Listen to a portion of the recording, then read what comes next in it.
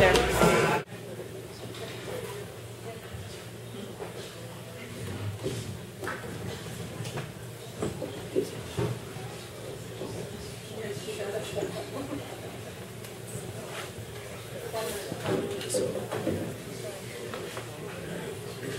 Alrighty, here we go.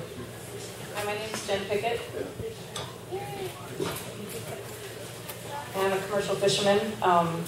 I'm a greenhorn here at Fisher Poets, but I'm not a greenhorn fisherman. I've started fishing up in Alaska in 1993, and my first experience was doing the halibut derby back when halibut was a derby.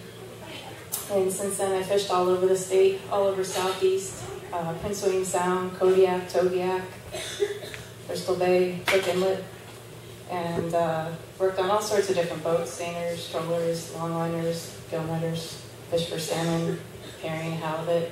And I fished my own boat out of Cordova on the Copper River Flats, gill-netted that for 5 years. And thanks. And this story is a story about my run out to the fishing grounds on my 28-foot bow picker, and it's called A Fisherman's Commute. Morning comes early for a fisherman. Mine starts at 4 a.m. The alarm barely gets a ring in before my feet hit the cold wooden floor on my little rented room at Fisherman's Camp, which was once an abandoned cannery. Stumbling around, I gather up the clothes I've laid out the night before: a blood-stained sweatshirt, a pair of Carhartts, oil-stained and dotted with holes from battery acid. Cold as I pull them on, my garb puts me in my fishing mode as I tiptoe down the dock hallway and slip out the door. My car, a well-traveled 1982 Subaru station wagon, has zebra-striped seat covers and luminescent stars painted on the ceiling. It starts with the push of a button. The faulty ignition switch has long been replaced by fisherman's creativity. Half the town has already owned this car. The engine roars to life, since the exhaust system has as many holes as my jeans. I put it in reverse and hear the rumble of the wooden planks on the pier of the old cannery, which has stood for decades. I turn down the paved road and head towards the harbor in the pitch dark, a full constellation of paste-on glowy stars above my head. Most nights, these are the only stars I see in Cordova, Alaska, whose annual rainfall is 180 inches a year. This is the time I love the best because of the stillness. I find it comforting and consuming. I pause and savor the tranquil moment, knowing that soon enough my world will be in constant motion, from the instant I step onto my boat until I tie up again, secured in my slip. But for now, I find comfort in the succulent green of the dense Prince William Sound forest. The colors are so vibrant, it's almost eerie. I have Mount Eccles standing above me to my left, and Orca Inlet lies beside me to my right. Driving down the dark, quiet street, I pass a row of old wooden houses, long beaten by the harsh weather of maritime climate. The blackness of the night has made a mirror of every window, and I can see my reflection as I drive by. For a moment, I'm envious of these people, still warm in their beds. I'll already be out fishing when they awake. I think of them going off to work, putting in an 8-hour day, and coming home to have dinner with their families and snuggle with their loved ones. All the while, I'll still be out fishing, bobbing up and down on each swell, tossed around at the wind of Mother Ocean. However, this is the life I chose, to leave loved ones behind and put out to sea alone, not knowing if the weather will allow me to cook a hot meal, get a few restful hours of sleep, or even return to home safely. Hitting a pothole snaps me back to my reality. In just a few minutes, I'm at the harbor. It's a good thing, too. Who knows where these thoughts of mine will go if I let them. But I'm no greenhorn. Every fisherman knows the risk. We've all weighed the stakes, and yet we still choose to roll the dice. We're all gamblers, each and every one of us. Parking in the harbor, I grab my bags and head to my boat. In the stillness of the morning, the air smells of the salty ocean. It's sweet, fertile, somehow productive. The dawn is crisp, cold, and damp with dew. I mosey down the ramp, trying not to find myself surfing on the wet wooden surface. About halfway down the dock, I finally see my boat. I sigh a sigh of relief that she didn't somehow sink during the night. Boats are always trying to sink, you know. The natural state is to be on the bottom. As I climb aboard, I feel the boat move from my weight, and it slowly rocks back and forth a few times.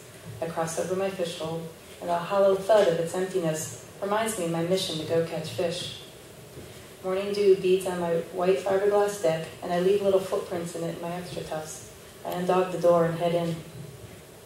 As I duck inside my little 8-foot square cabin, I'm greeted by the familiar smell of boat, foul weather gear, fish, and diesel, all finished off with a faint musk of mildew. With a glance, I look over my teak-lined cabin to make sure everything is where I left it and that nothing's out of the ordinary has happened.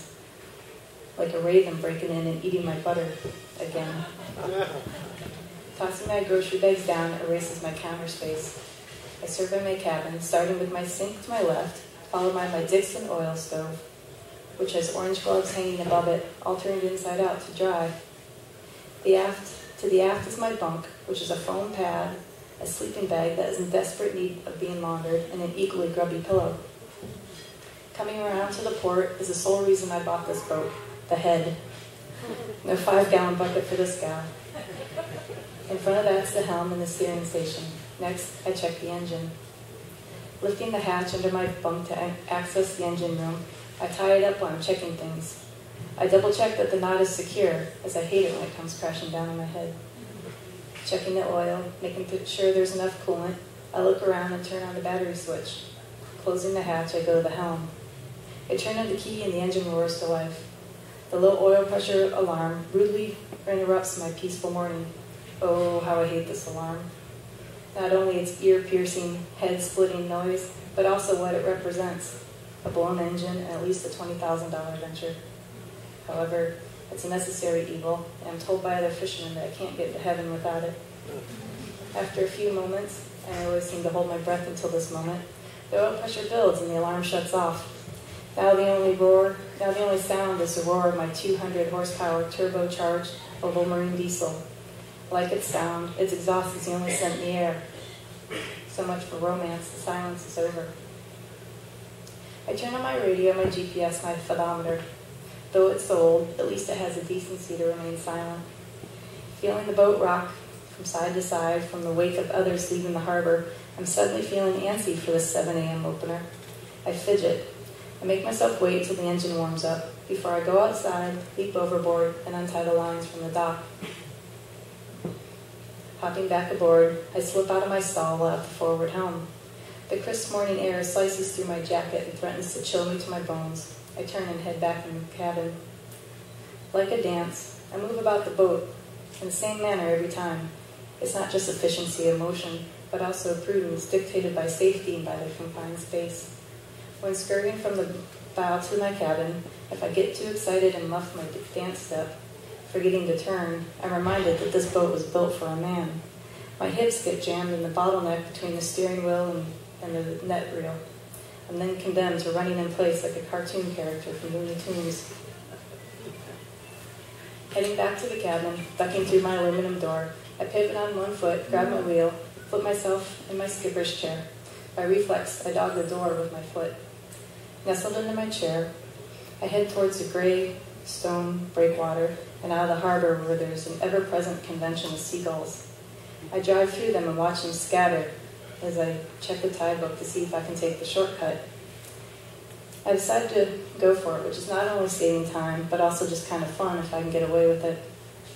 It can be a bit dodgy on a falling tide, though, and as the saying goes, the tide waits for no man, and very few women. Putting out at a slow pace, with my left hand on the throttle, I rev her up. As I do so, I feel the bow rise and the stern squat down. Another moment and a little more speed, and I'm up on step, and the whole boat rises a bit.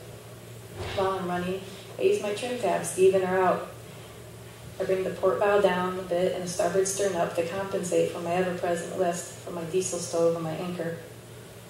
My 28-foot bow picker evens out, which is more comfortable and efficient. I can now sit straight up. And with that, I'm on my way. Following my track line on my GPS, I look back to see who's around me. I can see through my salt-crusted window the harbor and the town of Cordova shrinking. Soon both will be out of sight. The sun is starting to present itself, though I'm in the green shade of the mountain, and it's a rare calm morning. I get to the shallow part of the flats. I'm keeping an eye on the phonometer. My boat draws 2.5 feet, and I'm in 3 feet of water. I keep one hand on the throttle and one foot on the door, bracing myself for impact.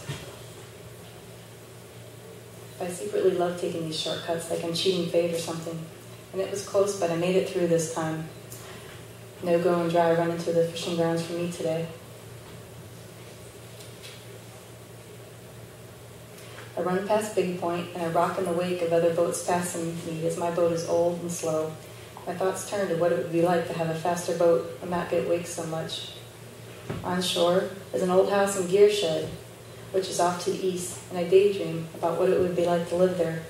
It's been deserted for years, and all the windows are gone. And some morning there are bear and moose on the beach. I follow the shoreline, past Shag Rock to the Stick Channel, and head east towards Egg Island. I'm out of the shadow of the mountains now, and feel the warm sun on my face. The sun is rising, and the colors are magnificent: orange, yellow, reds. On a clear day like this, the views are spectacular. The mountains stand beside me to my left, and the ocean is on my right. Mount St. Elias is off in the distance in front of me. I look at the majestic beauty around me and think of my morning, and how lucky I am to have a commute like this. The water is calm here since I'm still inside the barrier islands, which stops the swell of the ocean. I run past some otters lazily drifting around. They float around on their backs and keep their paws out of the water in efforts to keep them warm. They look like they're waving at me as I go by. They bounce up and down on my wake, and I wonder if they enjoy that. I've been running for about an hour now when I approach Egg Island, where all the tenders are anchored, waiting for boats like mine to deliver their catch. I turn right at the tenders, and I head south and go out the Egg Bar, which is the nicest of the bars, and relatively calm on a day like today. There are only about a handful of 10-foot swells to climb up and over, but nothing that will rearrange my cabin. After that, I'm in the open ocean. Heading out that bar is like walking into work. My focus shifts like I had just punched the time card. And my ever-present companion joins me, that old knot of angst in my stomach. Like the hollow thud of my fish hole, I now have it to remind me of my mission to go catch fish and to pay off that loan for my boat and permit, one fish at a time. And with that, the stillness of my morning is over.